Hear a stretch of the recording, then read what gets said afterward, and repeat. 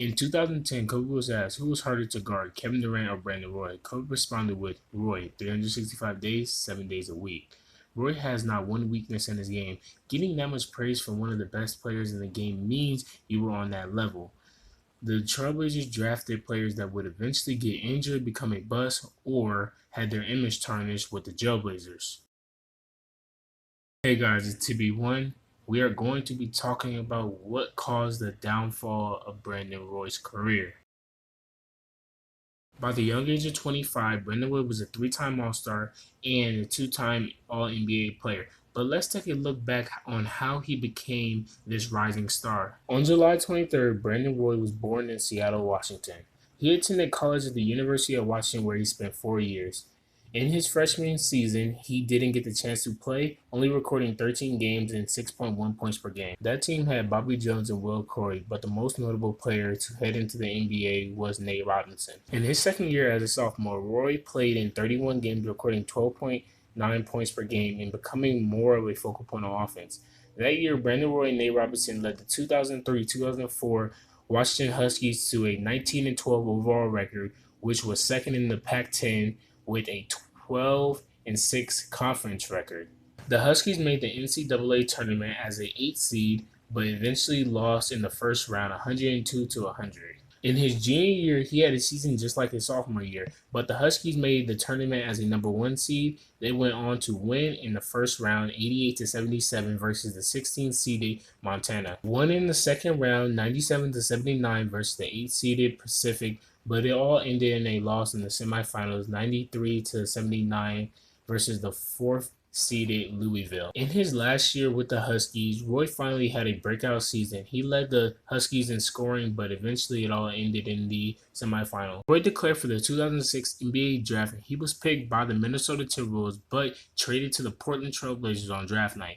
Looking back at the 2006 draft class, it was really bad. Out of the 5 players drafted ahead of Roy, only one was able to reach his full potential. All the draftees that were chosen ahead of Roy needed time to develop while he made an immediate impact on his team. In his rookie year, he put up 16.8 points per game, 4 rebounds per game, 4 assists per game, 46% from the field, and 38% from three-point line, while taking home the Rookie of the Year award. As a rookie, he was one of the best mid-range shooters in the league, and he already looked like a complete NBA player. I believe this is due to him spending all 4 years in college. Nowadays, a lot of young players come out of college early and have a lot of weaknesses to their game, but Roy didn't have any from day one. Next few years, Roy and the team improved. From 2008 to 2010, Roy averaged 21 points, 5 rebounds, 5 assists, 47% from the field goal, and 35% from 3, leading his team to multiple 50-win seasons. Unfortunately, the Blazers weren't able to get past the first round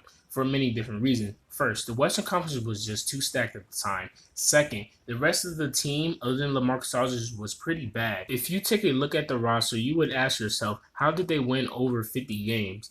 The truth is, Roy was just that good. Roy didn't average 30 points per game, but he did demand double teams, which enabled his teammates to get open shot. The third reason was that Roy was injured before the 2010 playoffs. At first, it didn't seem like a big deal, but later he found out that he had torn his meniscus. Something much worse than that, he came back to play against the Phoenix Suns after 1 week of getting his knee repaired.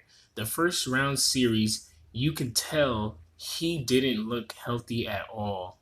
Some people believe the Blazers let Roy come back too soon, ruining his career. According to John Hollinger of ESPN, despite the outcome of winning Game 4, the Blazers were savaged by critics on national TV for putting Roy's long-term health at risk. However, Roy told the doctor that he was good to play, but looking at the numbers and the impact he had on the series, it clearly showed that he wasn't healthy. This would be the downfall of Brandon Roy. The Blazers went on to lose the series in 6 games. A few months later, Roy was starting to feel more pain in his knees. Most people thought that was the end of Brandon Roy, but for a short period of time, he silenced his doubters. He started the 2010-2011 season really strong, but down the stretch, he just started getting worse. By January, he was in so much pain that he had to get surgery on both of his knees.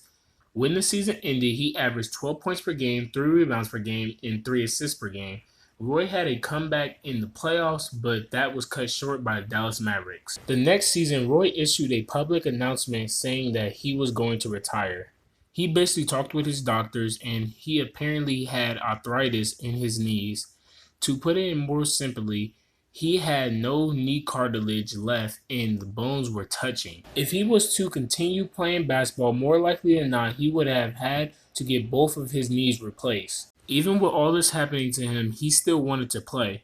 So he went to go join Kevin Love on the Timberwolves to play for the team that originally drafted him. Eventually, he came out of retirement to sign with the Timberwolves, but his career was already over. Only playing in 5 games for the Timberwolves, he announced his retirement again, and his career ended at the young age of 28.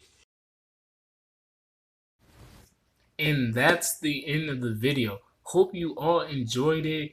It was really fun to make, and I learned more about Brandon Roy.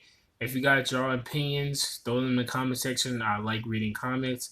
But as always, guys, I'll see you later. Peace.